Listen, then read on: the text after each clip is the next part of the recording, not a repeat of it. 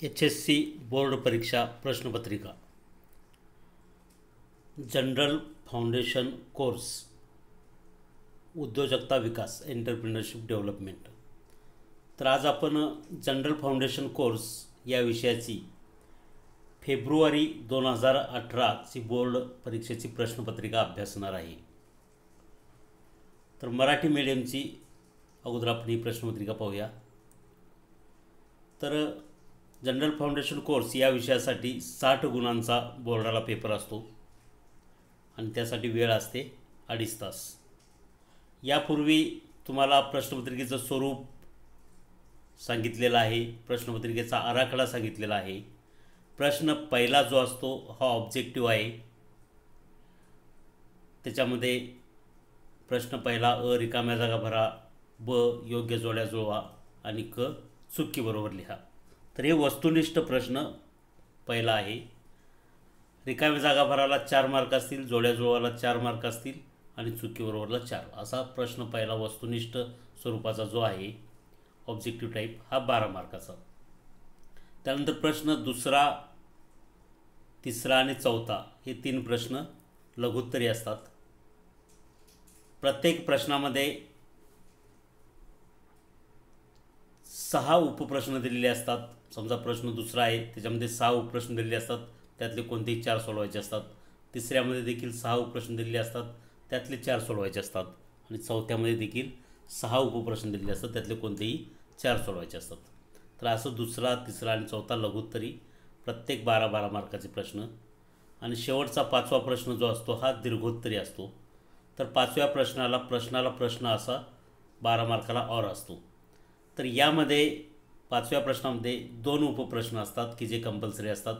प्रश्न 5व्यामध्ये अ 6 मार्क आणि ब 6 मार्क, किंवा जसं मी अगोदर सांगितलं प्रश्नाला प्रश्न, ह्या अ बला पुन्हा प्रश्न 5वा अ ब 6 मार्काचे 2 उपप्रश्न हे और असतात. हा लक्षात. तर अशा प्रकारे 5 प्रश्न असतात प्रश्नपत्रिकेत आणि प्रत्येक प्रश्नाला 12 मार्काची 60 मार्काची ही प्रश्नपत्रिका असते. तर आता आपण क्रमाने पाहूया. तर आज ही जी फेब्रुवारी 2018ची प्रश्नपत्रिका आहे, ही प्रश्नपत्रिका पूर्ण सोडवायची आहे आपल्याला उत्तरासहित.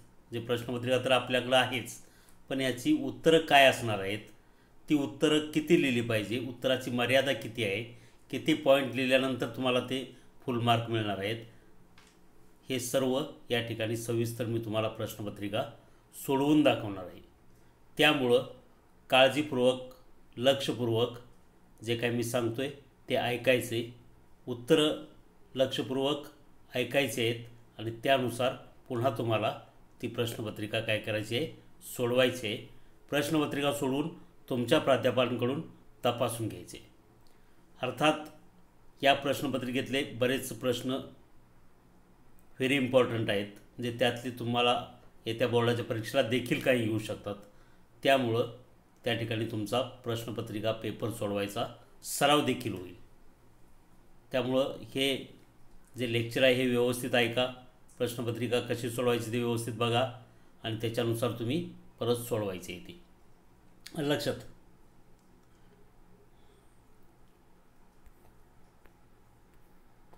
हे आता प्रश्नपत्रिकेमध्ये या इथं दाखवलं आहे 3 पेजेस आहेत. तर हे पहिलं पान आहे. या ठिकाणी तुम्हाला प्रश्नपत्रिकेचा वरचा जो टॉपचा भाग आहे हा दाखवलेला होता. त्याच्या खाली पहिल्या पानावरती आता सूचना असतात पहा. इथं जर पाहिलं तर सूचना आहेत. सूचना सर्व प्रश्न अत्यावश्यक आहेत. जे प्रश्नपत्रिकेत तुम्हाला सांगितलं 5 प्रश्न असतात, हे 5ही मुख्य प्रश्न अत्यावश्यक आहेत. 2 नंबर, सर्व प्रश्नांना समान गुण आहेत. प्रश्नपत्रिकेत प्रश्न 5 आहेत, प्रत्येक प्रश्नाला 12 गुण आहेत असे म्हणून प्रत्येक प्रश्नांना, सर्व प्रश्नांना समान गुण आहेत मग लिहिलेलं आहे तिथं. पहिला, दुसरा, तिसरा, चौथा, 5वा असे 5 प्रश्न आणि प्रत्येक प्रश्न किती आहे, 12-12 मार्काचा आहे म्हणून तिथं लिहिलं आहे सर्व प्रश्नांना समान गुण आहेत. 3 नंबर, उजवीकडील अंक गुण दर्शवतात. हे जे उजव्या बाजूला अंक दाखवलेले आहेत हे गुण दर्शवतात, म्हणजे त्या प्रश्नाचे मार्क दाखवतात ते लक्षात. त्यानंतर प्रश्न पहिला, आता प्रश्न पहिला अ, खाली दिलेल्या पर्यायापैकी योग्य पर्याय निवडून वाक्य पुन्हा लिहा. लक्षात 4 मार्काचा प्रश्न आहे. आता याच्यामध्ये 4 रिकाम्या जागा असतील आणि त्याला 4 ऑप्शन पर्याय देखील दिलेले असतील. त्या पर्यायामधून योग्य पर्याय निवडून वाक्य पुन्हा लिहायचं. तर त्यातलं अ, टिंबटिंब म्हणजे स्वतःने निर्माण केलेला रोजगार होय. टिंबटिंब म्हणजे स्वतःने निर्माण केलेला रोजगार होय. पर्याय आहेत कार्यवृत्ती रोजगार, समयवृत्ती रोजगार, वेतनाधिष्ठित रोजगार, स्वयंरोजगार. काय उत्तर येईल याचं? स्वयंरोजगार. स्वयंरोजगार म्हणजे स्वतःने निर्माण केलेला रोजगार होय. हे पूर्ण वाक्यामध्ये उत्तर पत्रिकेमध्ये लिहायचं आहे. प्रश्न पहिला अ असं लिहायचं, त्याच्याखाली अ, स्वयंरोजगार म्हणजे स्वतःने निर्माण केलेला रोजगार होय आणि स्वयंरोजगारच्या खाली अंडरलाईन करायची. अशा पद्धतीने क्रमाने लिहित जायचं. लक्षात. पुढं पाहता ब, प्रकल्प शोधाची पहिली पायरी टिंबटिंब ही आहे. पर्याय आहेत कल्पनेचा शोध, प्रकल्पाचे मूल्यमापन, कार्यजल विश्लेषण, प्रकल्प उभारणी. उत्तर काय येईल? प्रकल्प शोधाची पहिली पायरी कल्पनेचा शोध ही आहे. हे उत्तर काय आहे? पहिला ऑप्शन कल्पनेचा शोध. तर ही पूर्ण वाक्यामध्ये लिहायचं, प्रकल्प शोधाची पहिली पायरी कल्पनेचा शोध ही आहे. कल्पनेचा शोधला अंडरलाईन करायचं. ओके. पुढचं क, लघुउद्योगाची नोंदणी टिंबटिंब येथे केली जाते. पर्याय आहेत राष्ट्रीयकृत बँक, जिल्हा उद्योग केंद्र, खादी व ग्रामोद्योग मंडळ, मिटकॉन. उत्तर काय येईल याचं? लघु उद्योगाची नोंदणी जिल्हा उद्योग केंद्र येथे केली जाते. ऑप्शन दुसरा पर्याय जिल्हा उद्योग केंद्र, DIC म्हणजे काय? डिस्ट्रिक्ट इंडस्ट्री सेंटर, जिल्हा उद्योग केंद्र. ओके.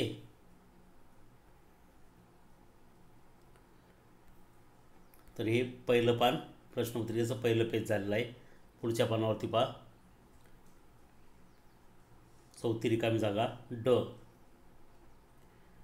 कर्मचाऱ्याला दिलेला श्रमाचा किंवा कार्याचा मोबदला म्हणजे टिंबटिंब होय. जेव्हा एखादा कर्मचारी काम करतो आणि त्या केलेल्या कामाचा जो मोबदला त्याला दिला जातो, त्या मोबदल्याला काय म्हणायचं आहे? पर्याय आहेत मजुरी किंवा भृती, वेज. मजुरी किंवा भृती त्याला इंग्लिशमध्ये वेज म्हणतात. 2 नंबर मनोबल, आर्थिकेतर प्रेरणा, निलंबन. काही उत्तर कर्मचाऱ्याला दिलेला श्रमाचा किंवा कार्याचा मोबदला म्हणजे मजुरी किंवा भृती होय. लक्षात. वेज, कामाला एखादा माणूस आपल्याकडे समजा काम करत असेल तर त्याला काय देतो आपण? मजुरी देतो. त्या दिवसाचा पगार जो देतो त्याला मजुरी म्हणतात. त्यानं केलेल्या कामाबद्दल मजुरी किंवा भृती त्याला इंग्लिशमध्ये वेज म्हणतात. तर पहिला पर्याय बरोबर आहे. ओके. तर अशा प्रकारे प्रश्न पहिला योग्य पर्याय निवडून रिकाम्या जागा भरा हे झालेलं आहे. आता ब, योग्य जोड्या जुळवा, याला देखील 4 मार्क आहेत. आता याच्यामध्ये गट अ आणि गट ब दिलेला असतो. तर गट अ मधले जे काही संज्ञा दिलेल्या आहेत त्याला योग्य असलेली गट ब मध्ये ऑप्शन असतो तो जुळवायचा. तर गट अ वाचतो का अगोदर?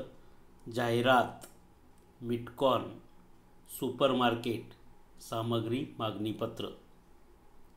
त्यानंतर ब गटामध्ये सामग्री निर्गमन, मोठे स्थायी किरकोळ व्यापारी, आकर्षकरित्या माहितीचे प्रसारण, 1982, 1972.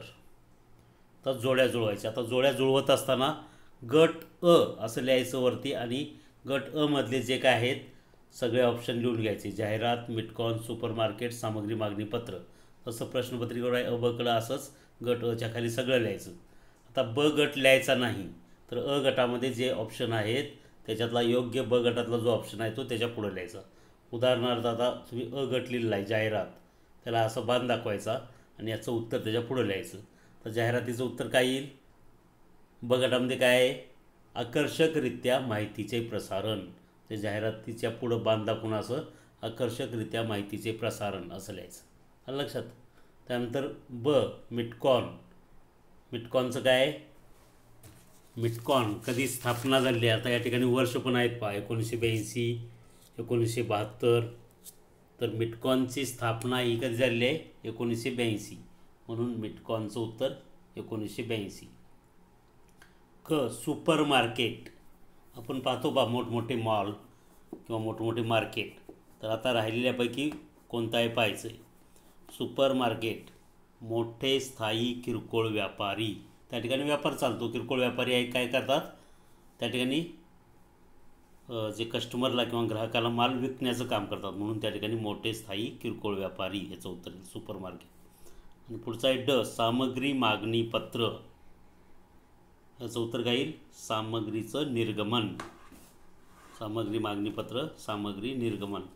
तर अशा प्रकारे हा योग्य जोड्या जुळवाचा 4 मार्काचा प्रश्न झालेला आहे. पुढं आता क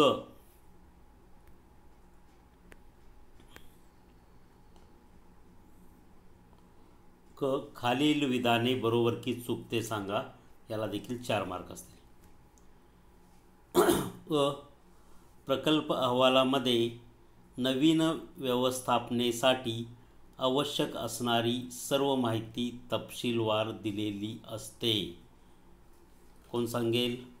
प्रकल्प अहवालामध्ये नवीन व्यवस्थापनेसाठी आवश्यक असणारी सर्व माहिती तपशीलवार दिलेली असते. म्हणजेच नवीन एखादा उद्योग सुरू जर करायचा असेल तर त्या उद्योगाविषयीची सगळी माहिती तपशीलवार या प्रकल्प अहवालामध्ये दिलेली असते असं म्हटलेलं आहे. बरोबर आहे का चूक आहे? तर हे बरोबर आहे. ओके.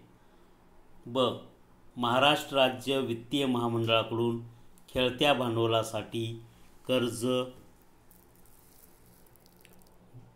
महाराष्ट्र राज्य वित्तीय महामंडळाकडून खेळत्या भांडवलासाठी कर्ज मिळत नाही. काय आहे? खेळत्या भांडवलासाठी कर्ज मिळत नाही. बरोबर आहे.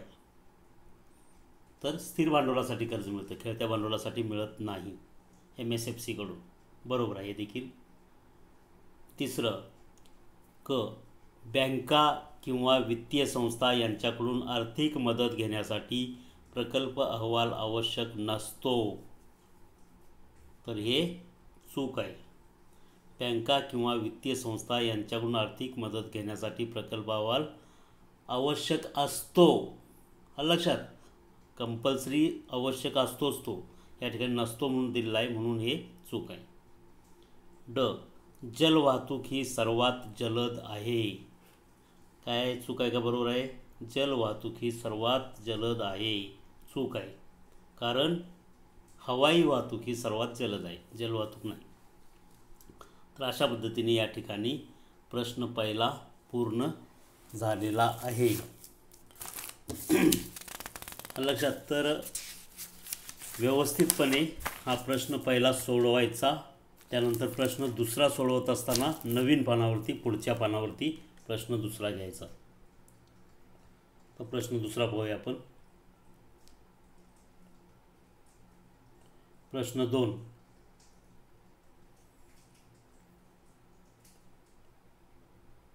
व्याख्या देऊन स्पष्ट करा. तर या ठिकाणी प्रश्न जो दुसरा आहे, व्याख्या देऊन स्पष्ट करा, कोणतेही 4 12 मार्क. तर दुसऱ्या, तिसऱ्या, चौथ्या प्रश्नामध्ये तुम्हाला सांगितलेलं आहे की प्रत्येक प्रश्नामध्ये 6 उपप्रश्न असतात आणि त्यामध्ये कोणतेही 4 सोडवायचे असतात. आता प्रश्न दुसरा जो आहे हा कंपल्सरी व्याख्येचा असतो. तर या ठिकाणी जे विचारलं आहे त्याची व्याख्या लिहायची आणि त्याचं स्पष्टीकरण पण लिहायचं. आणि यामध्ये कोणतेही 4 लिहायचे आहेत. तर प्रत्येक या ठिकाणी आता जे आहेत संज्ञा दिली, समजा कौशल्य दिलेलं आहे, तर प्रत्येक या ठिकाणी कौशल्य आहे, उपभोक्त्याचे वर्तन आहे, गुण नियंत्रण, खतावणी, वितरणाचे मार्ग, नोकर भरती, या प्रत्येकाच्या अगोदर व्याख्या लिहायची आणि त्याच्याविषयी परत माहिती लिहायची, स्पष्टीकरण. व्याख्याला या ठिकाणी 1 मार्क असेल. प्रश्न नीट समजून घ्यायचा. व्याख्या देऊन स्पष्ट करा म्हणजे कोणतेही 4. तर अगोदर व्याख्या लिहायची, व्याख्या लिहिली त्याला 1 मार्क असेल आणि स्पष्टीकरणाला 2 मार्क असतील त्याच्याच. तर असे 3 मार्कांची विभागणी असेल. टोटल 12 मार्क असतील 4 व्याख्या आणि स्पष्टीकरण याला. त्यातले एक एक पाहूया आपण. कौशल्य. कौशल्य या ठिकाणी कौशल्य म्हणजे काय या अगोदर व्याख्या तुम्हाला आली पाहिजे. कोण सांगतं आहे कौशल्य? वेगवेगळ्या व्याख्या दिलेल्या आहेत, त्यातली कोणतीही एक व्याख्या तुम्हाला लिहिता आली पाहिजे. विविध कामे यशस्वीपणे पार पाडण्याची कला म्हणजे कौशल्य होय. ही सगळ्यात सोपी व्याख्या आहे पहा.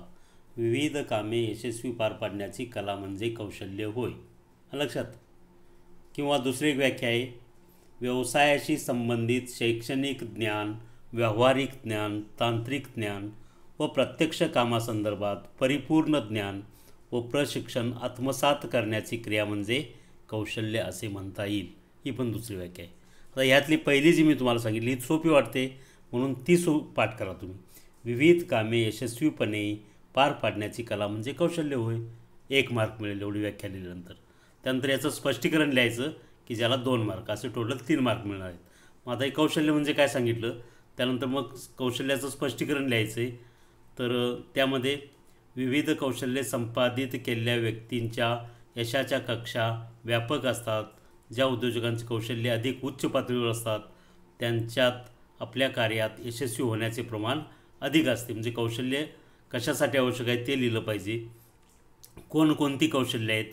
उदाहरणार्थ संदेशवहनाचं कौशल्य आहे, सुयोग्य नियोजन करण्याचं कौशल्य आहे, त्यानंतर एखाद्या समस्या निर्माण झाली तर तिचं निराकरण करण्याचं कौशल्य, नाविन्यता आणि जोखीम स्वीकारण्याचं कौशल्य, पुढाकार घेऊन काम करण्याचं कौशल्य, सकारात्मक दृष्टिकोनाचं कौशल्य, समाजामध्ये इतरांशी वागण्याचं कौशल्य, जगण्याचं कौशल्य, समूहामध्ये काम करण्याचं कौशल्य, पुढाकार घेऊन काम करण्याचं कौशल्य, अशा प्रकारची कौशल्ये मनुष्यामध्ये असणं गरजेचं आहे.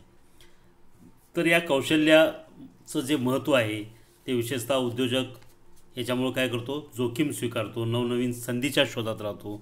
आपले लक्ष गाठण्यासाठी जर कौशल्यपूर्ण काम असेल तर योग्य प्रकारे नियोजन करतो, व्यवसायामध्ये विश्वासार्हता निर्माण होते, उत्पादन क्षमता वाढवते, गुणवत्तापूर्ण उत्पादन होतं. ही कौशल्याचे महत्त्वाचे काय आहे, कौशल्याचं महत्त्व सांगता येईल. किंवा कौशल्यपूर्ण जर काम करता जर आलं तर ते कामामुळं जे उत्पादन तयार होतं हे देखील गुणवत्तापूर्ण होतं. तर अशा पद्धतीने कौशल्याचं महत्त्व किंवा कौशल्याची व्याख्या लिहिल्यानंतर त्याचं स्पष्टीकरण तुम्हाला लिहिता आलं पाहिजे. लक्षात.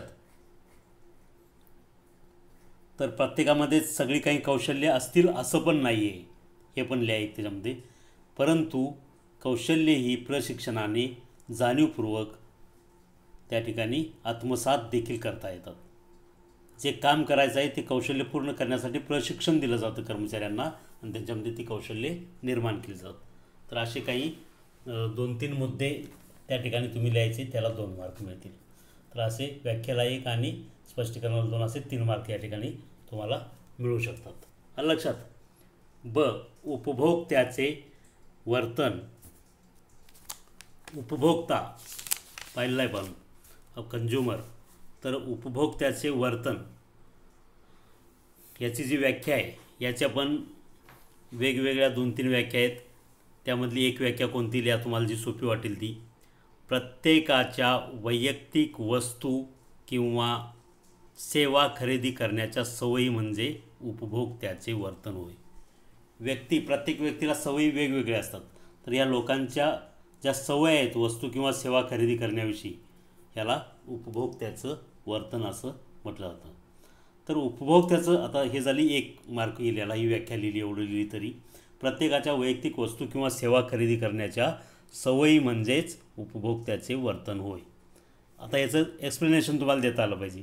उपभोक्त्याचे वर्तन ही संपूर्ण विपणन प्रक्रियेला प्रभावित करणारी बाब आहे. उपभोक्ता आपल्या गरजा व इच्छा भागवण्याकरता वस्तू व सेवांची खरेदी करतो. त्यावेळी त्याच्या खरेदी वर्तनाचा अभ्यास करण्याच्या प्रक्रियेस आपण उपभोक्त्याचे वर्तन किंवा ग्राहक वर्तणूक म्हणतो. उपभोक्त्याला एखाद्या वस्तू किंवा सेवेबद्दल जाणीव झाल्यानंतर ती खरेदी करण्याकरता करण्यात येणाऱ्या सर्व क्रियाचा यामध्ये अंतर्भाव होतो. आधुनिक युगात बाजारपेठ ग्राहक केंद्रित आहे, त्यामुळं उपभोक्त्याच्या वर्तनाला विशेष महत्त्व असतं. तर उपभोक्त्याच्या वर्तनाचा अभ्यास करत असताना विशेषतः उपभोक्त्याची खरेदीची प्रवृत्ती, बाजारपेठ सर्वेक्षण, उपभोक्त्याचे वर्तन निश्चित करणारे घटक या बाबी त्या ठिकाणी जाणीवपूर्वक पाहणं गरजेचं आहे. हे झालं उपभोक्त्याच्या वर्तनाचं काय स्पष्टीकरण.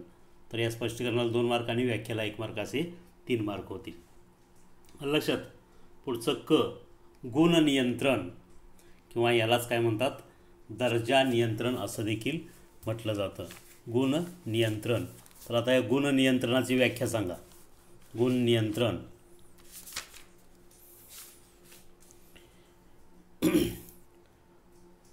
गुणनियंत्रणमध्ये उत्पादित वस्तू एकसारख्या तसेच ग्राहकाच्या अपेक्षा पूर्ण करतील अशा असाव्यात, याकरता उपयोगात आणल्या जाणाऱ्या औद्योगिक प्रबंधाच्या तंत्राला गुणनियंत्रण असे म्हणतात.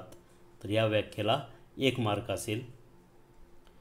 आणि याचं जे स्पष्टीकरण आहे, तर गुणनियंत्रणाची आवश्यकता काय आहे ते लिहायचं. वस्तूचे गुणासंबंधी प्रमाप निश्चित करता येते. कच्च्या मालाचा दर्जा, उत्पादन प्रक्रियेचे निरीक्षण करणे, प्रमापाशी कच्चा माल व उत्पादित वस्तूंची तुलना करता येते. कमी दर्जाच्या वस्तू वेगळ्या करता येतात. विचलनाला कारणीभूत असलेली कारणे दूर करता येतात.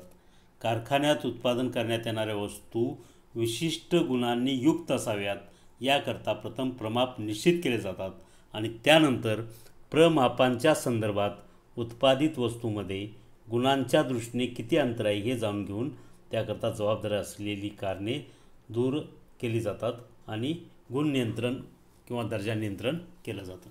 तर अशा पद्धतीने गुण नियंत्रण व्याख्येला 1 मार्क झाला आणि जे स्पष्टीकरण मी आता सांगितलं त्याला 2 मार्क असे 3 मार्क असतील. तर कोणत्याही प्रश्नाचं उत्तर लिहित असताना लघुत्तरी प्रश्न आहेत पहा. व्याख्येचा असेल किंवा पुढचा टिपांचा आहे किंवा चौथा प्रश्न कोणते 4 सोडवा, हे सगळे लघुत्तरे आहेत. त्यामुळे नेमकं उत्तर लिहिणं गरजेचं आहे. भरमसाठ लिहिण्याची गरज नाही. लक्षात. पुढचा एक खतावणी, लेजर. खतावणी. तर खतावणीमध्ये जे काय नोंदी केलेल्या असतात, ह्या नोंदी खतावणीमध्ये लिहून ठेवलेल्या असतात किंवा नोंद करून ठेवलेल्या असतात. तर खतावणीची पर्टिक्युलर व्याख्या जी आहे ते काय पहा. ज्या पुस्तकात व्यापारी व्यवहारांचे विषयवार वर्गीकरण करून ते व्यवहार खात्यांच्या स्वरूपात प्रदर्शित करण्यात येतात, त्या पुस्तकाला खतावणी किंवा खातेवही असं म्हणतात. लक्षात. लेजर. आता हे जे लेजर आहे, ह्या लेजरची काय उपयुक्तता आहे किंवा लेजर का वापरायचं ते तुम्हाला थोडक्यात सांगता आलं पाहिजे. तर या खतावणीमध्ये जमा खर्चाचे महत्त्वाचे आणि जमा खर्चाला उपयोगी असलेले हे काय आहे, महत्त्वाचं पुस्तक आहे. खतावणीमध्ये पूर्ण व्यवसायाच्या जमा खर्चाची अचूक आणि निश्चित माहिती असते. खातेवहीवरून जमा खर्चाची अन्य पुस्तके आणि आर्थिक विवरणे तयार केली जातात. व्यापारातील ऋणको, धनको, संपत्ती, देयता, खर्च आदी माहिती या खातेवहीवरून व्यापाऱ्याला समजत असते. खातेवहीपासून व्यापाऱ्याला वर्षाखेरीस विशिष्ट कालावधीमध्ये जी आवश्यक असलेली जी माहिती आहे, ही माहिती त्या ठिकाणी मिळते. व्यवसायामध्ये किती देयता आहे हे समजते, भांडवल किती गुंतवलं, त्याच्यातून नफा किती झाला, म्हणजे नफा तोटा पत्रक कळतं. तर या बाबीसाठी खतावणी लिहिणं गरजेचं आहे. तर अशा प्रकारे ही स्पष्टीकरण याला 2 मार्क आणि जी अगोदर व्याख्या लिहिली तिला 1 मार्क असे 3 मार्क येतील. पुढचा आहे वितरणाचे मार्ग. ई, वस्तू वितरणाचे मार्ग. तर वस्तू वितरणाचे मार्ग म्हणजे तयार झालेली जी वस्तू आहे ही वस्तू ग्राहकापर्यंत पोहोचवणे. तर याची व्याख्या काय येईल. उत्पादकापासून ते अंतिम उपभोक्त्यापर्यंत वस्तूच्या मालकीचे हस्तांतरण करण्याच्या पद्धतीला वितरणाचा मार्ग असे म्हणतात. जी कंपनीमध्ये वस्तू तयार झाली की ती वस्तू जो कस्टमर आहे किंवा उपभोक्ता आहे त्याच्यापर्यंत पोहोचेपर्यंत ज्या ज्या मार्गाने हस्तांतरित होतं मालकी, त्याला काय म्हणतात, वितरणाचे मार्ग असं म्हणतात. उदाहरणार्थ उत्पादकापासून ती घाऊक व्यापाऱ्याकडे जाईल, घाऊक व्यापाऱ्याकडून किरकोळ व्यापाऱ्याकडं, आणि किरकोळ व्यापाऱ्याकडून काय होईल, ती ग्राहकाकडे किंवा उपभोक्त्याकडे जाईल. म्हणजे अगोदर मालक कोण असतो, उत्पादक असतो. म्हणजे कंपनीमध्ये तयार झालं म्हणून कंपनीमध्ये जो तयार करणारा आहे मालक कंपनीचा, तो त्याची मालकी असते. त्यानंतर ती वस्तू कुणाकडे जाते, घाऊक व्यापाऱ्याकडं. म्हणजे मालकीचं हस्तांतरण झालं. उत्पादकाकडून ती वस्तू घाऊक व्यापाऱ्याने घेतली, म्हणजे त्याची मालकी घाऊक व्यापाऱ्याकडे आली. घाऊक व्यापाऱ्याकडून किरकोळ व्यापाऱ्याने गेली, म्हणजे त्या वस्तूचं हस्तांतरण किरकोळ व्यापाऱ्याकडे झालं. ते किरकोळ व्यापारी मालक, आणि किरकोळ व्यापारी जेव्हा एखाद्या ग्राहकाला किंवा उपभोक्त्याला वस्तू ती विकतो, तेव्हा त्याचा मालक कोण झाला, तो ग्राहक झाला. तर अशा प्रकारे वस्तूच्या मालकीचं हस्तांतरण होण्याची जी साखळी आहे त्याला वितरणाचे मार्ग असं म्हटलं जातं. तर आता हे कोणकोणते वितरणाचे मार्ग असतात ते लिहायचे. जसं आता मी सांगितलं, उत्पादकापासून कधीकधी ग्राहकाला डायरेक्ट वस्तू मिळते. त्यानंतर उत्पादक मॉल शॉप्समध्ये, आणि त्यानंतर ग्राहक. काही वेळेस उत्पादक, किरकोळ व्यापारी आणि ग्राहक. उत्पादक, घाऊक व्यापारी, किरकोळ व्यापारी, ग्राहक. पुन्हा उत्पादक, मध्यस्थ, किरकोळ व्यापारी, ग्राहक.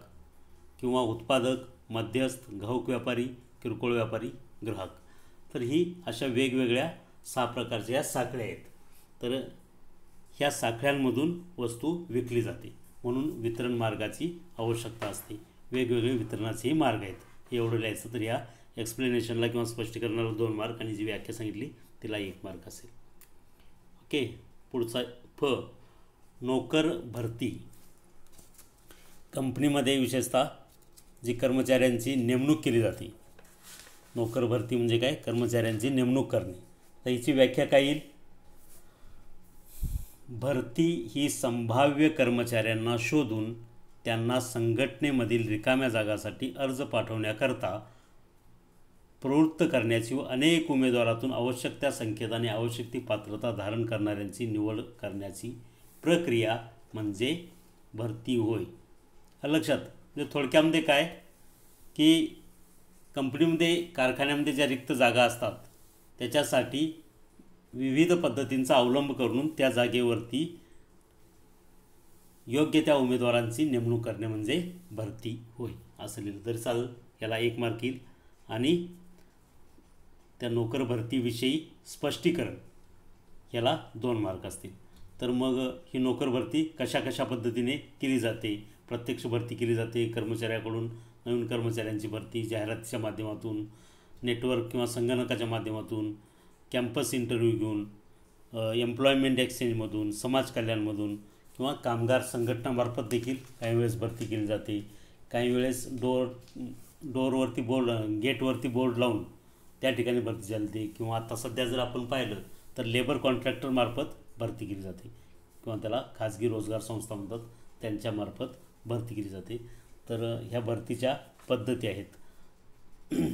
तर अशा पद्धतीने हे स्पष्टीकरण त्याच्यामध्ये तुम्हाला लिहिता आलं पाहिजे. स्पष्टीकरणाला 2 मार्क आणि व्याख्याला 1 मार्क असे 3 मार्क. तर हा जो प्रश्न दुसरा आहे पहा, त्याच्यामध्ये व्यवस्थित मुद्देसूद तुम्ही व्याख्या आणि त्याचं थोडक्यात महत्त्व किंवा स्पष्टीकरण जर लिहिलं त्याला अनुसरून त्या व्याख्येला, तरी त्या ठिकाणी तुम्हाला प्रत्येक व्याख्या आणि स्पष्टीकरणाचे 3-3 मार्क प्रत्येक उपप्रश्नाचे ते मिळू शकतात. लक्षात. तर या ठिकाणी प्रश्न दुसरा संपलेला आहे.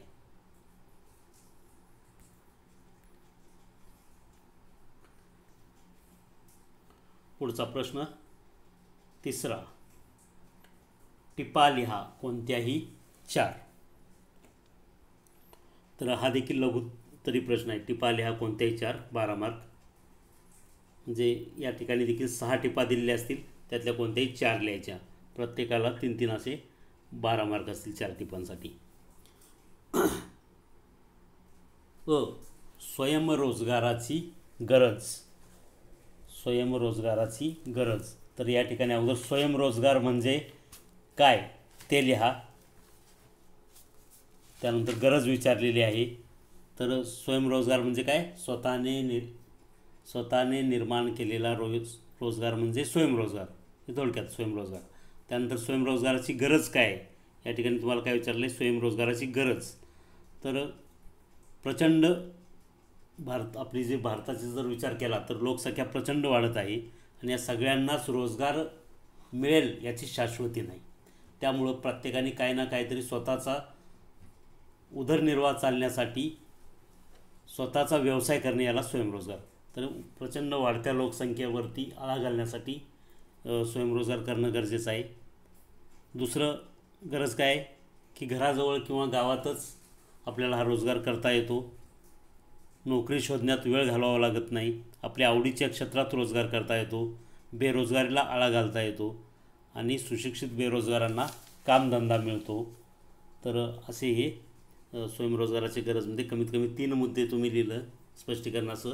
प्रत्येकाला 1 मार्क असे 3 मार्क त्या ठिकाणी मिळू शकतात. रस्ते वाहतूक. तर रस्ते वाहतूक जी आहे, तर रस्त्यावरून जी वाहतूक केली जाते त्याला रस्ते वाहतूक असं म्हणतात. आता या रस्ते वाहतुकीमध्ये बस असेल किंवा मोटार गाड्या असतील, ऑटो रिक्षा असेल, यांचा समावेश या रस्त्यावरून चालणाऱ्या जी वाहतुकीची साधनं आहेत त्याच्यामध्ये होईल. तर रस्ते वाहतुकीचे परत तुम्हाला याच्यामध्येच फायदे तोटे देखील थोडक्यात त्या ठिकाणी लिहिता येतील.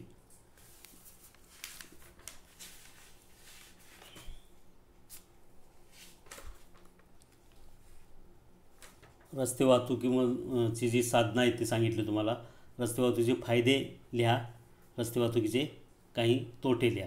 तर 3 मार्काला प्रश्न आहे. तर रस्ते वाहतूक म्हणजे काय त्याची उदाहरणं, त्याला 1 मार्क.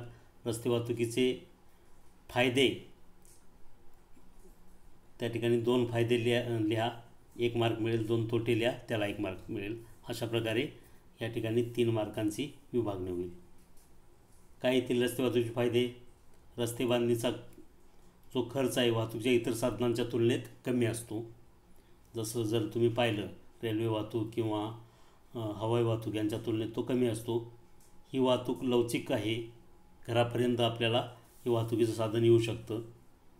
त्यामुळं घरपोच माल वगैरे मिळण्याची सोय आहे याच्यामध्ये. जलद गतीने वाहतूक होऊ शकते. त्याचबरोबर ग्रामीण भागाचा विकास करण्यासाठी सगळीकडे रस्ते जोडलेले असतात, त्यामुळे वाहतूक व्यवस्था पुरवणं सोपं असतं. असे हे फायदे लिहायचे.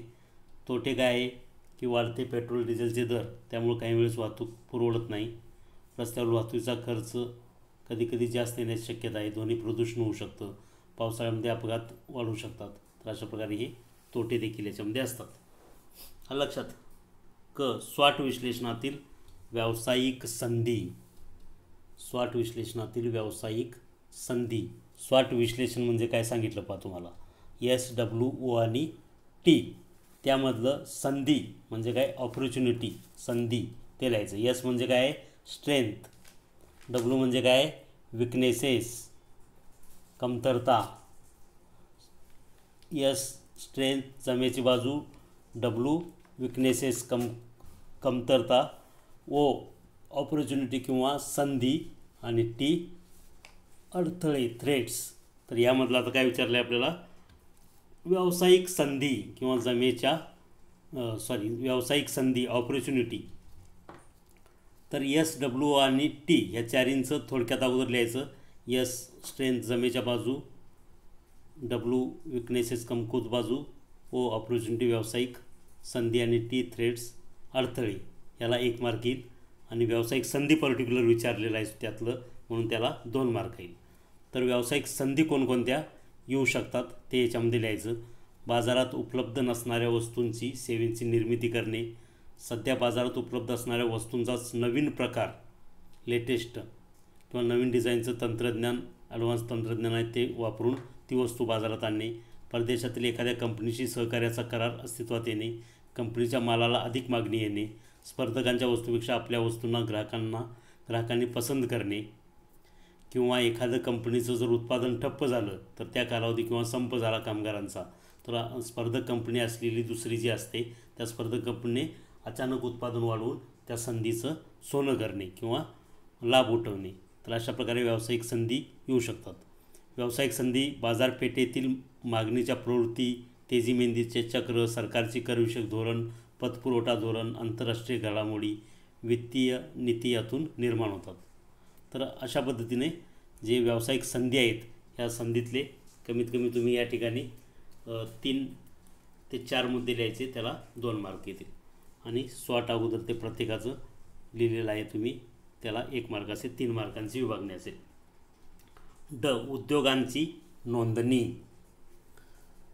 तर कोणताही जर उद्योग असेल तर त्या उद्योगाची जी नोंदणी आहे ही नोंदणी करणं आवश्यक असतं. तर बऱ्याच वेळा ती नोंदणी जिल्हा उद्योग केंद्रामध्ये किंवा उद्योग संचालनालयामध्ये केली जाते. आणि जोपर्यंत तुम्ही नोंदणी करत नाही तोपर्यंत तो उद्योग अधिकृत रित्या ग्राह्य धरला जात नाही. तो उद्योग अधिकृत होण्यासाठी त्या ठिकाणी उद्योग संचालनालय किंवा जिल्हा उद्योग केंद्रात ही नोंदणी करावी लागते. तर उद्योगाची नोंदणी करण्याची जी प्रक्रिया आहे ही याच्यामध्ये लिहायची. व्यवसायाविषयीची सर्वसाधारण माहिती पाहिजे नोंदणी करत असताना. उत्पादनाचं स्वरूप कोणतं आहे, भांडवल रचना, व्यवसायाची रोजगार निर्मिती क्षमता, कच्चा माल आणि नोंदणीकरता जी दस्तावेज जोडायची ती सगळ्या दस्तावेजाची कागदपत्रांची त्या ठिकाणी झेरॉक्स त्या अर्जासोबत जोडायच्या आणि त्या ठिकाणी नोंदणीसाठी अर्ज करायचा. अर्ज केल्यानंतर अगोदर तात्पुरती नोंदणी केली जाते आणि नंतर 6 महिन्यांनी कायम नोंदणी केली जाते. तर अशा प्रकारे ही नोंदणी प्रक्रिया असते. अशा पद्धतीने याला 3 मार्क असतील. ड झाला. आता ई. भांडार लेखांकनाचे महत्त्व. भांडार लेखांकनाचे महत्त्व. तर जे लेखांकन आहे व्यापारामध्ये किंवा व्यवसायामध्ये जे वेगवेगळे व्यवहार होतात याची कुठंतरी नोंद होणं गरजेचं असतं. तर त्यासाठी भांडार लेखांकन हे महत्त्वाचं आहे. तर हे भांडार लेखांकन म्हणजे काय ती व्याख्या लिहा. व्यापारी व्यवहारांच्या नोंदी करणे, वर्गीकरण आणि सारांशीकरण करणे, निष्कर्ष काढणे आणि त्यानंतर परिणामांचे सादरीकरण करण्याची क्रिया म्हणजे लेखांकन होय. आता ह्या लेखांकन करण्याचा उद्दिष्टे काय असतात ते देखील तुम्हाला लिहिता आलं पाहिजे त्याच्यामध्ये. कारण टीप आहे, व्यवसायातील नफातोटा जाणून घेता येतो, व्यवसायाची आर्थिक स्थितीची माहिती होते, धनको ऋणकोंची माहिती प्राप्त करून घेता येते, मालमत्ता व देणी माहीत करून घेता येतात, विशिष्ट वेळी व्यवसायात किती राशी गुंतवायची, शिल्लक किती आहे याची माहिती होते, खरेदी विक्री आणि स्टॉक जाणून घेता येतो आणि भविष्यात किती भांडवलाची गरज भासेल याचे देखील अनुमान काढता येतं.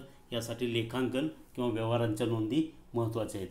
तर अशा पद्धतीने भांडार लेखांकनाचं जे महत्त्व आहे, कमीत कमी 6 मुद्दे लिहा, त्याला 3 मार्क असतील. प्रत्येक मुद्द्याला अर्धा मार्क अशा पद्धतीने. लक्षात. पुढचा आहे फ. आदर्श मजुरी शोधन पद्धतीची वैशिष्ट्ये. तर मजुरी, वेगवेगळ्या प्रकारच्या मजुरीचे प्रकार आपण पाहिलं तर त्यातली जर आदर्श मजुरी शोधन पद्धती आहे ही एक वेगळ्या प्रकारची आहे की या ठिकाणी कोणत्याही कर्मचाऱ्यावरती आदर्श मजुरी शोधन पद्धतीनुसार जर मजुरी देण्यात येत असेल तर अन्याय होत नाही. तर ह्या आदर्श मजुरी शोधन पद्धतीची वैशिष्ट्ये त्या ठिकाणी लिहायचे आहेत. तर ही वैशिष्ट्ये कोणती आहेत पहा. तर 1 नंबर, प्रत्येक कर्मचाऱ्याला त्याच्या परिश्रमाचा कमीत कमी मोबदला मिळायला हवा की ज्यामुळे तो कुटुंबाच्या प्राथमिक गरजा सहज भागवू शकेल. याकरता कमीत कमी मजुरीची निश्चित व्यवस्था असणं आवश्यक असतं. किमान मजुरी कायदा जो आहे पहा, किमान वेतन कायदा, तर त्याची अंमलबजावणी झाली पाहिजे. 2 नंबर, मजुरी शोधण्याची पद्धत साधी व सोपी आणि कर्मचाऱ्याला समजेल अशी असावी. 3 नंबर, मजुरी शोधण्याचा कालावधी ठराविक असावा. उदाहरणार्थ एकदा ठरवला कालावधी की त्या कालावधीत त्याला वेतन दिलं. उदाहरणार्थ आठवड्याला दिलं जाणार वेतन, 15 दिवसाला, महिन्याला. तर अशा पद्धतीने मासिक, आठवडा काय जे ठरेल त्या पद्धतीने त्याला वेतन दिलं गेलं पाहिजे. 4 नंबर, मजुरी शोधण्यामध्ये नियमितता असावी. सर्व कर्मचाऱ्यांना एकाच वेळी एकाच दिवशी वेळेवर पगार मिळाला पाहिजे. जी मजुरी द्यायची आहे ती कारखान्यात काम करणाऱ्या सर्वच कामगारांना, मग समजा आठवड्याचं ठरलं असेल तर आठवड्यानं दिली पाहिजे, महिन्याला ठरलं असेल तर सगळ्यांनाच महिन्यानं दिली पाहिजे. म्हणजे सगळ्यांना सारखे नियम असावेत. मजुरी शोधन पद्धतीचे स्वरूप असे पाहिजे की ज्यामुळे कर्मचारी त्याची क्षमता, योग्यता व कौशल्य वाढवण्याकरता प्रवृत्त होतील. म्हणजे प्रोत्साहन मिळेल कर्मचाऱ्यांना, अशा पद्धतीची ही मजुरी शोधन पद्धती असली पाहिजे. मजुरीचे दर स्थिर असले पाहिजे, त्यात वारंवार बदल होता कामा नयेत. मजुरी दरात लवचिकता असावी. मजुरी शोधनाची पद्धत कर्मचाऱ्यांना प्रेरणा देणारी असावी, त्यांच्यामध्ये अन्यायाची भावना निर्माण होता कामा नये. मजुरी शोधनाचा संबंध कर्मचाऱ्याच्या उत्पादकतेशी असावा. म्हणजे जो प्रोडक्टिव्हिटी जास्त देईल त्याला जास्त तुम्ही पगार द्या. मजुरी शोधनाची पद्धती कर्मचारी, मालक या दोन्ही पक्षांना लाभदायक असावी, तत्वावर आधारित आणि निश्चित असायला पाहिजे, तसेच दीर्घकाळपर्यंत स्थिर असली पाहिजे. तर अशा पद्धतीने मजुरी शोधन पद्धतीचे जवळजवळ 10 वैशिष्ट्य आहेत. यापैकी कमीत कमी तुम्ही 6 वैशिष्ट्ये लिहायची. प्रत्येक वैशिष्ट्याला अर्धा मार्क असे 3 मार्क त्या ठिकाणी मिळतील. तर अशा प्रकारे याची मार्कांची विभागणी असेल. तर हा झाला तिसरा प्रश्न पूर्ण 12 मार्काचा. आता प्रश्न चौथा.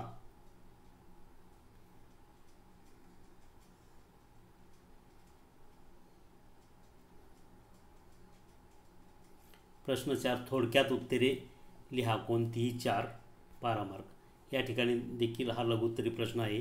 6 उपप्रश्न दिले असतील, त्यातले कोणतेही 4 सोडवायचे. प्रत्येक उपप्रश्नाला 3-3 मार्क असतील. पहा, उद्योगाचे आकारानुसार वर्गीकरण स्पष्ट करा. उद्योगाचे विविध प्रकार आपण पाहिलेले आहेत, त्यातले फक्त आकारानुसार पडणारे प्रकार आहेत, तेवढेच लिहायचे. उद्योगाचे आकारानुसार पडणारे प्रकार किंवा उद्योगाचे आकारानुसार वर्गीकरण. तर आकारानुसार वर्गीकरणामध्ये कोणकोणते प्रकार आहेत? मोठ्या आकाराचे उद्योग, 2 नंबर मध्यम आकाराचे उद्योग, 3 नंबर लघु उद्योग, 4 नंबर पूरक उद्योग, 5 नंबर छोटे उद्योग, 6 नंबर ग्रामीण उद्योग, 7 नंबर कुटीर उद्योग, 8 नंबर सेवा उद्योग. असे 8 प्रकार आहेत. कशाचे? आकारानुसार पडणारे हे सगळे प्रकार आहेत. त्यानंतर ह्या 8 प्रकार आहेत. 8पैकी कमीत कमी तुम्हाला 6 प्रकार लिहायचे. आता जे तुम्हाला मी 8 प्रकार सांगितले, यातले कोणतेही 6 प्रकार लिहा. त्याचं एका किंवा 2-2 ओळीत विश्लेषण स्पष्टीकरण लिहा. असं प्रत्येक प्रकाराला अर्धा मार्क असे तुम्ही 6 प्रकार लिहिले की त्याला 3 मार्क मिळून जातील. प्रत्येक प्रकाराला अर्धा मार्क असे. लक्षात. तर एवढं हे सोपं आहे, एवढं काय अवघड नाहीत. हे प्रकार देखील सोपे आहेत. भौगोलिक स्थितीनुसार ग्राहकांचे प्रकार लिहा. तर ग्राहकांचे देखील वेगवेगळे प्रकार आहेत. तर त्यापैकी आता फक्त तुम्हाला काय विचारलं आहे? भौगोलिक स्थितीनुसार ग्राहकांचे प्रकार लिहा. तर भौगोलिक स्थितीनुसार ग्राहकांचे 3 प्रकार पडतात: शहरी ग्राहक, ग्रामीण ग्राहक आणि विदेशी ग्राहक. लक्षात. तर हे 3 प्रकाराला 3 मार्क आहेत, पण त्याचं थोडक्यात स्पष्टीकरण लिहायचं. आता 1 नंबर शहरी ग्राहक. शहरी ग्राहक हा विशेषतः शहरी भागातून आलेला असतो. त्याला वस्तूंच्या किमतीचं विशेषतः अंदाज नसतो. तर हा फारसा म्हणजे त्या ठिकाणी घासाघीस करणारा नसतो, त्यामुळं म्हणजे बार्गेनिंग करणारा नसतो. त्यामुळं सांगेल त्या किमतीला विशेषतः शहरी ग्राहक ती वस्तू घेत असतो. लक्षात. ह्याला 1 मार्क येईल. एवढं स्पष्टीकरण लिहायचं. 2 नंबर ग्रामीण ग्राहक. आता जसं सांगितलं ते ग्रामीण ग्राहकाचं थोडं वेगळं येईल शहरी ग्राहकापेक्षा. हा या ठिकाणी ग्रामीण ग्राहक जो आहे हा काहीसा अशिक्षित असतो. तो फार बारकाईने चौकशी देखील करू शकतो, बार्गेनिंग करू शकतो. त्यानंतर 3रा विदेशी ग्राहक आहे. हा या ठिकाणी पैशाचा जास्त विचार करत नाही, बार्गेनिंग करत नाही, सांगतील त्या किमतीला तो वस्तू घेऊ शकतो. तर असे विदेशी ग्राहक. तर या शहरी ग्राहक आणि त्या स्पष्टीकरण लिहिलं 1 मार्क, ग्रामीण ग्राहकाला 1 मार्क आणि विदेशी ग्राहकाला 1 मार्क. असे 3 हे प्रकार लिहिले की तुम्हाला 3 मार्क या ठिकाणी मिळून जातील. तर अशा प्रकारे हे काय झालं? भौगोलिक स्थितीनुसार ग्राहकांचे प्रकार 3 प्रकार आहेत, ते 3 लिहायचे 3 मार्कासाठी. राष्ट्रीयकृत बँकेची थोडक्यात माहिती लिहा. राष्ट्रीयकृत बँकेची थोडक्यात माहिती लिहा. ज्या राष्ट्रीयकृत बँक आहेत, जसं bank of Maharashtra, central bank, bank of India, bank of Baroda, तर अशा ह्या काय आहेत? राष्ट्रीय बँका आहेत. तर ह्या राष्ट्रीय बँका ज्या आहेत किंवा राष्ट्रीयकृत बँका ज्या आहेत की शासनाच्या विविध मार्गदर्शक तत्त्व जी आहेत त्याच्यानुसार ती चालतात, म्हणून यांना राष्ट्रीयकृत बँका असं म्हटलेलं आहे. तर विशेषतः ह्या राष्ट्रीयकृत बँका लघुउद्योगांना मध्यम मुदतीची कर्ज अग्रहक्काने देतात. रक्कम किती द्यायची यावर रिझर्व्ह बँकेचं बंधन आणि देखरेख असतं. रिझर्व्ह बँक जी आहे किंवा मध्यवर्ती सहकारी बँक ही बँकांची बँक असते की ती रिझर्व्ह बँक या सगळ्या बँकांना पतपुरवठा किंवा पैसे पुरवण्याचं काम करत असतं. त्यामुळं रिझर्व्ह बँकेचं देखरेख किंवा बंधन या सगळ्या राष्ट्रीयकृत बँकांवर असते. या बँका यंत्रसामुग्री खरेदी करण्यासाठी, जागा खरेदीसाठी, रस्ते बांधण्यासाठी कर्ज देतात. ही कर्जे प्रकल्प खर्चाच्या 75% इतकी असतात आणि परतफेडीची मर्यादा 5 ते 10 वर्ष एवढी असते. उद्योजक किंवा व्यावसायिकांना विशेष अर्थसहाय्य योजना देखील आहेत. त्यामध्ये कच्चा माल पुरवठा करणाऱ्यांना आगाऊ रक्कम दिली जाते. कच्चा माल खरेदीसाठी पतपुरवठा केला जातो.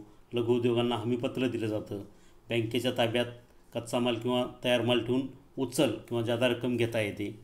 कॅश क्रेडिट बिल डिस्काउंट हे देखील बँकेकडून दिले जातात. ही काय झाली, राष्ट्रीयकृत बँकांची ही कार्य आहेत की ज्यामुळं उद्योजकांना किंवा उद्योगपतींना याच्यातून आवश्यकतेनुसार कर्ज सहजासहजी मिळू शकतं. तर उद्योगधंद्यांचा विकास होण्यासाठी या ठिकाणी विशेषतः राष्ट्रीयकृत बँका कार्य करत असतात. हे एवढे माहिती कमीत कमी या ठिकाणी आता जे सांगितले हे 6 मुद्दे त्या ठिकाणी लिहायचे, तेव्हा तुम्हाला 3 मार्क मिळतील. प्रत्येक मुद्द्याला अर्धा मार्क अशा पद्धतीने. पुढचं ड, प्रकल्पाचा आकार निर्धारित करणारे घटक स्पष्ट करा.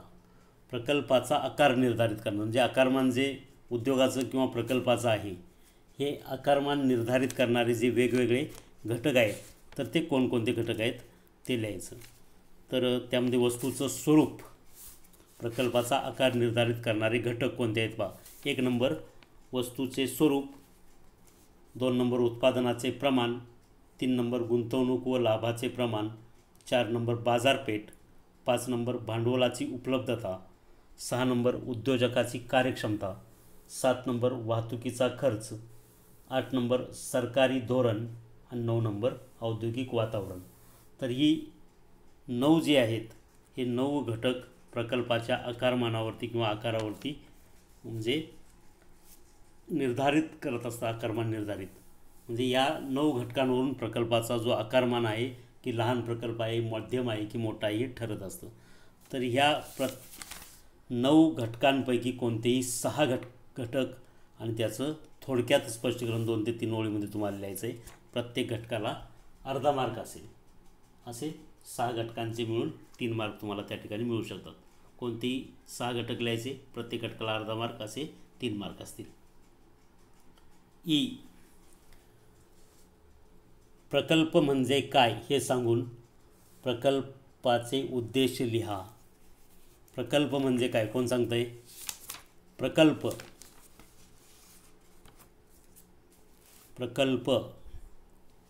एखादा आपण उद्योग सुरू करतो, आपण त्याला देखील प्रकल्प म्हणू शकतो. एखादा व्यवसाय सुरू करतो त्याला आपण प्रकल्प म्हणू शकतो. पण याची प्रकल्प या संज्ञेची व्याख्या काय लिहिता येईल? विशिष्ट उद्दिष्ट ठराविक कालावधीत साध्य करण्यासाठी, विशिष्ट उद्दिष्ट ठराविक कालावधीत साध्य करण्यासाठी शास्त्रशुद्धरित्या विकसित केलेली कार्ययोजना म्हणजे प्रकल्प होय. लक्षात, म्हणजे एक विशिष्ट उद्दिष्ट ठरवायचं आणि त्याच्यानुसार त्या ठिकाणी शास्त्रशुद्धरित्या ते उद्दिष्ट पूर्ण करण्यासाठी त्या ठिकाणी जी कार्यप्रणाली चालते त्याला थोडक्यात काय म्हणता येईल? प्रकल्प असं म्हणता येईल, कार्ययोजना. आता याचे उद्देश कोणते आहेत? तर ही व्याख्येला 1 मार्क असेल आणि उद्देशाचे 4 उद्देश लिहायचे. प्रत्येक उद्देशाला अर्धा मार्क असे 2 मार्क येईल. तर प्रकल्पाचे उद्देश काय पहा. संघटनेच्या योजना, धोरणे आणि कार्यपद्धती परस्पराशी सुसंगत असावी. 2 नंबर संसाधने सुसंगत असावीत. 3 नंबर प्रकल्प उद्देश वास्तववादी सुसाध्य असावेत. आणि 4 नंबर प्रकल्प संसाधनाच्या मर्यादेत स्थापन झालेला, अतिगुंतागुंत नसणारा आणि मापन करता येणारा असा तो त्या ठिकाणी प्रकल्प असावा. प्रकल्पाचा उद्देश म्हणजे प्रकल्प निर्धारित वेळेत पूर्ण करणे, नियोजित खर्चात पूर्ण करणे आणि संबंधित व्यवसायाला नफा मिळेल अशा पद्धतीने प्रकल्प पूर्ण करणे हा आहे. मुख्य उद्देश पहा हा आहे. प्रकल्पाचे आर्थिक उद्देश हे नफा प्रदान असतात तर सामाजिक उद्देश हे सेवा प्रदान असतात. म्हणजे प्रकल्पाचे मुख्य 2 उद्देश असतात. त्यात देखील आर्थिक उद्देश म्हणजे नफा मिळवणे आणि सामाजिक उद्देश म्हणजे समाजाला सेवा पुरवणे. तर हे सगळे उद्देश त्याच्यामध्ये लिहायचे. याला 2 मार्क आणि व्याख्या अगोदर सांगितली प्रकल्प म्हणजे काय त्याला 1 मार्क असे 3 मार्कांची विभागणी असेल. पुढचं F, फ, वस्तू उत्पादनासाठी आवश्यक असणारी संसाधने लिहा. वस्तू एखादी तयार करायची म्हटलं की जी साधन सामुग्री लागते किंवा संसाधने लागतात तर ही संसाधने कोणती आहेत?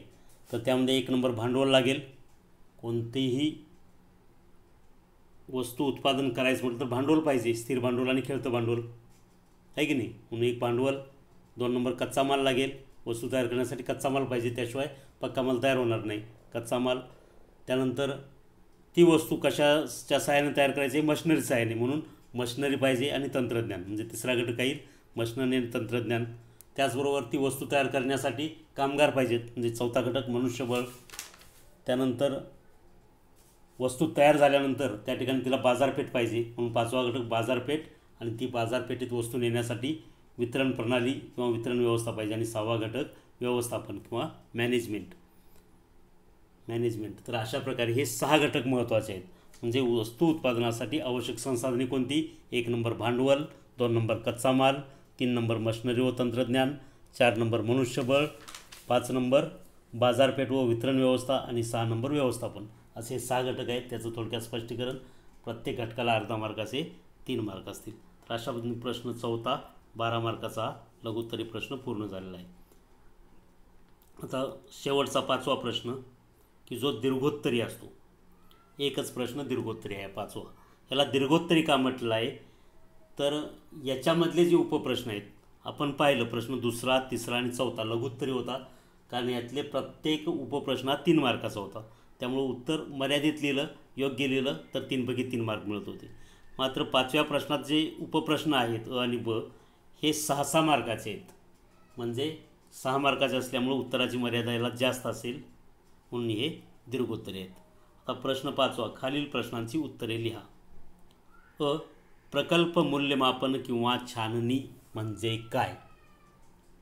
प्रकल्प मूल्यमापन किंवा छाननी म्हणजे काय, आणि प्रकल्पाची व्यवहार्यता ठरवण्यासाठी त्याचा कसा उपयोग होतो ते स्पष्ट करा. तर अगोदर प्रकल्प मूल्यमापन म्हणजे काय ते लिहायचं आहे. तर प्रकल्प मूल्यमापन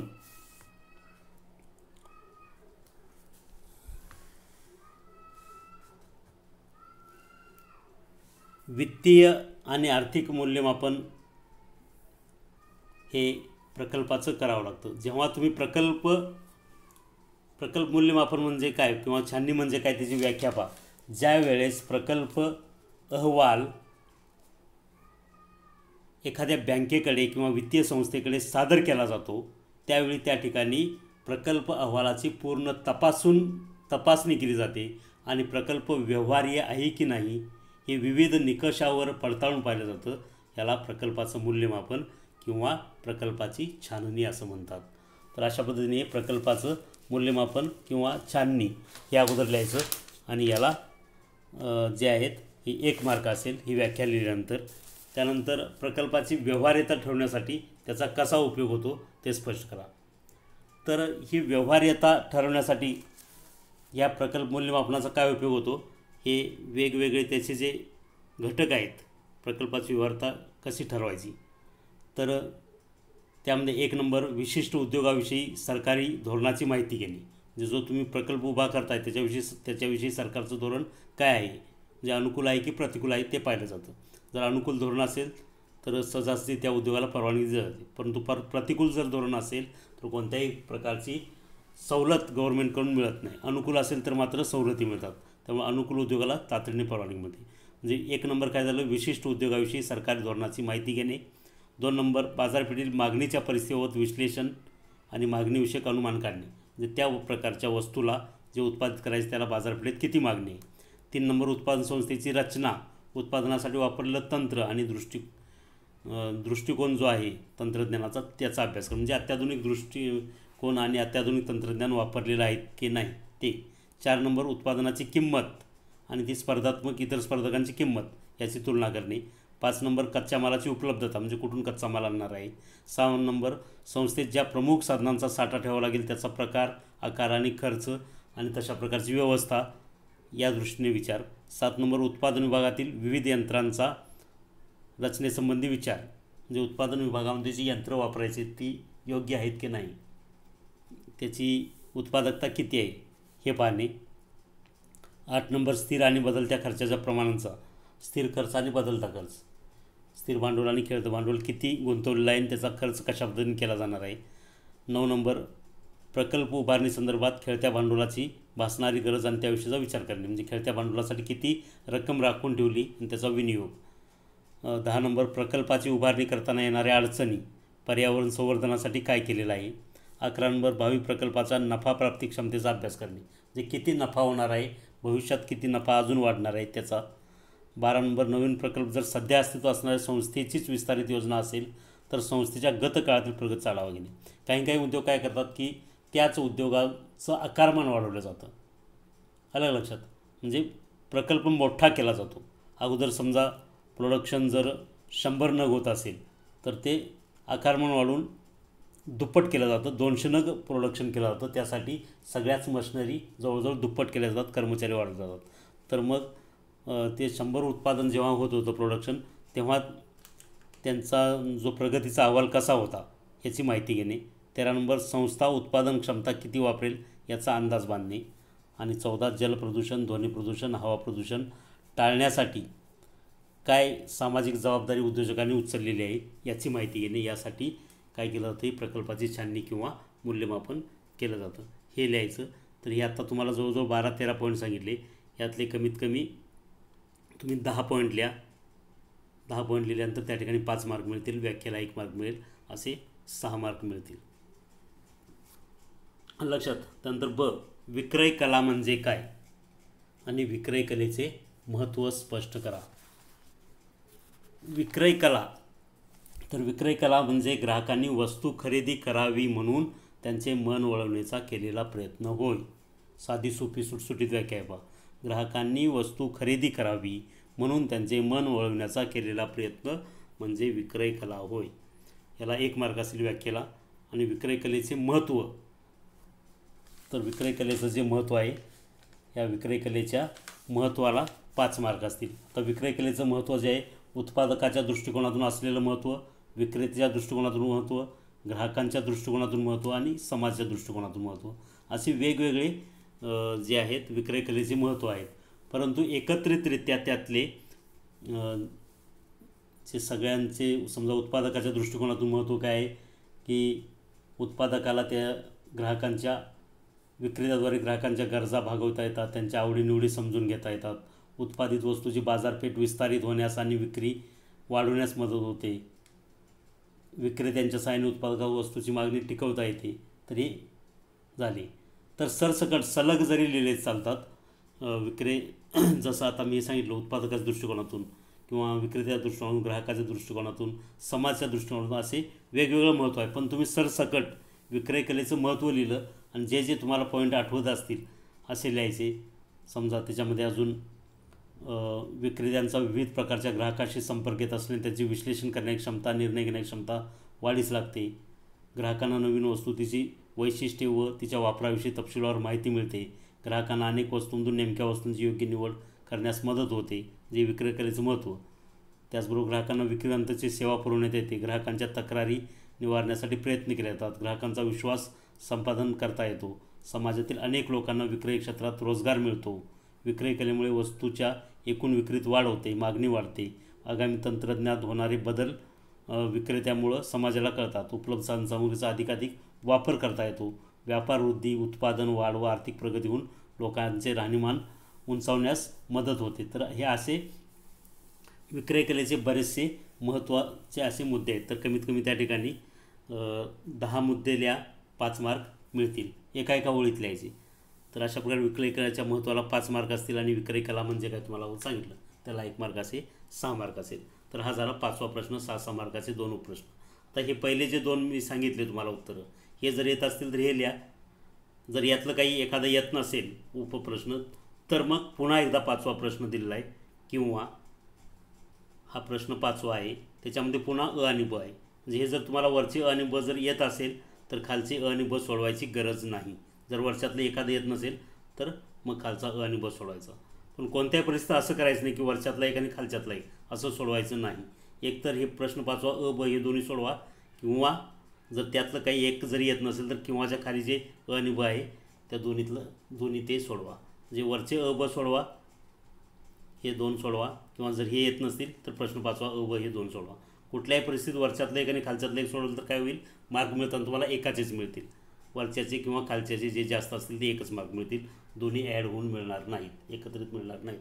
म्हणून एकतर हे दोन्ही सोडवा, नसेल तर हे जर नसेल येत तर हे खालचे दोन्ही सोडवा, असंच करायचं आहे. ठीक आहे. तर किंवाच्या नंतर प्रश्न 5वा, पुस्तक पालनाची द्विनोंद पद्धत म्हणजे काय ते सांगून त्यांची मूलतत्वे स्पष्ट करा. पुस्तक पालन आहे पहा, पुस्तक पालन आणि लेखाकर्म यामध्ये आपण ते पाहिलेलं आहे की पुस्तक पालनाची मूलतत्वे किंवा पुस्तक पालन म्हणजे काय. तर पुस्तक पालन हे व्यवहार लिहिण्याची, व्यापाराचे जे व्यवहार आहेत हे व्यवहार लिहिण्याची एक पद्धत आहे, एकेरी नोंद पद्धत आणि दुहेरी नोंद पद्धत. तर आता या ठिकाणी आपल्याला काय विचारलं आहे, पुस्तक पालनाची द्विनोंद पद्धत म्हणजे काय ते सांगून त्याची मूलतत्वे स्पष्ट करायची आहेत. तर प्रत्येक व्यवहाराचे 2 भाग असतात आणि ते 2 खात्याच्या भिन्न बाजूला प्रभावित करतात. अशा परिस्थितीत प्रत्येक व्यवहाराची पूर्ण नोंद करण्यासाठी एका खात्याला नावे आणि दुसऱ्या खात्याला जमा करणे आवश्यक असते. अशा प्रकारे व्यवहाराच्या दोन्ही परिणामांची नोंद ठेवण्यात येत असल्यामुळे या पद्धतीला द्विनोंद पद्धत किंवा दुहेरी नोंद पद्धत असे म्हणतात. ही झाली पुस्तक पालनाची द्विनोंद पद्धत म्हणजे काय व्याख्या झाली लक्षात. तर ह्या व्याख्येला 2 मार्क असतील. त्यानंतर द्विनोंद पद्धतीची मूलतत्वे विचारले आहेत. तुम्हाला व्याख्या मी सांगितली, अशी व्याख्या तुम्ही जर लिहिली तर तिला 2 मार्क मिळतील. त्यानंतर द्विनोंद पद्धतीची मूलतत्वे लिहायची. तर मूलतत्वे कोणती कोणती आहेत पहा. 1 नंबर, प्रत्येक आर्थिक व्यवहाराची दुहेरी नोंद करणे. 2 नंबर, प्रत्येक आर्थिक व्यवहार 2 खात्यामध्ये लिहिणे. 3 नंबर, समान रकमेची नोंद करणे. 4 नंबर, प्रत्येक पदाकरता स्वतंत्र खाते उघडणे. 5 नंबर, जमा खर्चाची जुळवणी. आणि 6 नंबर, तेरीजपत्र व अंतिम लेखे तयार करणे. तर हे काय आहेत मूलतत्वे. ही 6 मूलतत्वे आहेत. यातली कमीत कमी 4 मूलतत्वे तुम्ही लिहायची. 4 मूलतत्वांना 4 मार्क मिळतील. म्हणजे पुस्तक पालनाची द्विनोंद पद्धत म्हणजे काय, याला 2 मार्क असतील आणि मूलतत्वांना 4 मार्क असतील. ती मूलतत्वे लिहून त्याचं स्पष्टीकरण थोडक्यात लिहायचं. असे हे 6 मार्क तुम्हाला या ठिकाणी मिळतील. त्यानंतर रेल्वे वाहतुकीचे फायदे व तोटे सांगा. तर या ठिकाणी फायदे जे आहेत त्या फायद्यांना 3 मार्क असतील आणि तोट्यांना 3 मार्क असतील. असे टोटल 6 मार्क या ठिकाणी तुम्हाला मिळणार आहेत. तर रेल्वे वाहतुकीचे फायदे, तर फायदे काय आहेत. रेल्वे वाहतुकीमध्ये वाहतूक क्षमता ही मोठ्या प्रमाणात असते, त्यामुळे एकाच वेळी भरपूर लोकांना त्या ठिकाणी वाहतूक करता येते, आहे की नाही. त्याचबरोबर रेल्वे मार्गाने वाहतुकी अत्यंत वेगाने होते, वेगवान, स्पीड हे जास्त असतं वेग रेल्वेचा, त्यामुळे दूरवरची वाहतूक कमी वेळात होऊ शकते. रेल्वेची वाहतूक क्षमता इतर सर्व साधनांपेक्षा जास्त असते. रेल्वेच्या वाहतुकीत नियमितता आणि निश्चितपणा असते. रेल्वेची वाहतूक ठरलेल्या वेळापत्रकानुसार होत असते. बऱ्याच वेळा आपण पाहिलं बा, ज्या वेळ ठरलेली आहे त्या वेळेतच रेल्वे येते, क्वचित एखाद्या प्रसंगी लेट होते. लांबच्या अंतराच्या प्रवासी व अवजड मालाच्या वाहतुकीसाठी रेल्वे वाहतूक अधिक फायदेशीर असते. रेल्वे वाहतुकीमध्ये अपघाताचे प्रमाण खूपच कमी असल्याने अधिक विश्वासार्ह मानली जाते. रेल्वे वाहतुकीत रस्ता वाहतूक एवढे मोलाचे नुकसान होत नाही. वाहतुकीच्या इतर साधनांच्या तुलनेत रेल्वे वाहतूक स्वस्त आहे, तिकीट कमी असतं. देशामध्ये जीवनावश्यक वस्तूंचा पुरवठा सातत्याने करण्यासाठी रेल्वे वाहतूक उपयुक्त आहे. नैसर्गिक आपत्तीच्या वेळी रेल्वे वाहतुकीमुळे आवश्यक वस्तूंचा त्वरित पुरवठा करता येतो. रेल्वेमुळे आसपासच्या प्रदेशात औद्योगिक व्यापारी विकासाला गती मिळते. नवे उद्योगधंदे सुरू होऊन रोजगार निर्माण होतो. तर अशा प्रकारे रेल्वे वाहतुकीचे फायदे आहेत. कमीत कमी 6 फायदे लिहा, 3 मार्क मिळतील. प्रत्येक फायद्याला अर्धा मार्क असे 3 मार्क. तसेच रेल्वे वाहतुकीचे तोटे देखील 6 लिहायचे. प्रत्येक तोट्याला 6 लिहिल्यामुळं अर्धा मार्क असे 3 मार्क मिळतील. म्हणजे फायद्याला 3, तोट्याला 3. तोटे साधारणतः कोणते तोटे होऊ शकतात रेल्वे वाहतुकीचे. रेल्वे वाहतुकीला प्रचंड व्याप सांभाळण्यासाठी मोठ्या प्रमाणावर स्थिर व खेळत्या भांडवलाची गरज असते. रेल्वे तयार करणे, रेल्वे डबे, रेल्वे इंजिन, रेल्वे रूळ तयार करणे याला खर्च जास्त आहे, म्हणजे स्थिर आणि खेळतं भांडवल जास्त लागतं. थोड्या अंतरावर माल पाठवायचा असल्यास रेल्वे वाहतूक उपयुक्त नसते. घरपोच सेवा उपलब्ध होत नाही, जसे रस्ते वाहतुकीमध्ये होते तशी. रेल्वे वाहतुकीत लवचिकता नसते. रेल्वे मार्गाला जोडून रस्ते असल्याशिवाय रेल्वेचे फायदे मिळू शकत नाहीत. म्हणजे रेल्वेने जरी प्रवास केला तरी घरी जाण्यासाठी रस्त्यांची गरज असते. अपघात प्रसंगी मोठी जीवित आणि मालाची हानी होत असते. जर अपघात झाला तर मोठ्या प्रकारे जीवितहानी आणि मालाची हानी होऊ शकते. तर अशा प्रकारे हे रेल्वे वाहतुकीचे या ठिकाणी कोणतेही 6 फायदे लिहायचे, त्याला 3 मार्क असतील लक्षात. तर हा प्रश्न 5वा आणि ब झाला 6 आणि 6 12 मार्क. किंवा त्याच्या अगोदरचा अ आणि ब होता 12 मार्क, या दोन्हीपैकी एकच सोडवायचा 5वा प्रश्न. एकतर वरचे अ ब सोडवा किंवा हे नसेल सोडवायचं तर खालचे अ आणि ब 5वाच प्रश्न आहे. हा प्रश्नाला प्रश्नावर आहे. तर अशा पद्धतीने या ठिकाणी पूर्ण प्रश्नपत्रिका आपण पाहिलेली आहे. ही सर्व प्रश्नपत्रिका व्यवस्थित तुम्ही सोडवायची आणि तुमच्या प्राध्यापकांकडून तपासून घ्यायची. तुमचा बोर्डाच्या परीक्षेचा सराव देखील होईल. पेपर कसा सोडवायचा, किती सोडवला पाहिजे, कोणते मुद्दे लिहिले पाहिजे, किती मार्काला किती उत्तर अपेक्षित आहे, हे सर्व तुम्हाला सांगितलेलं आहे. लक्षात. ओके, तर प्रत्येकाने प्रश्नपत्रिका सोडवा. ओके.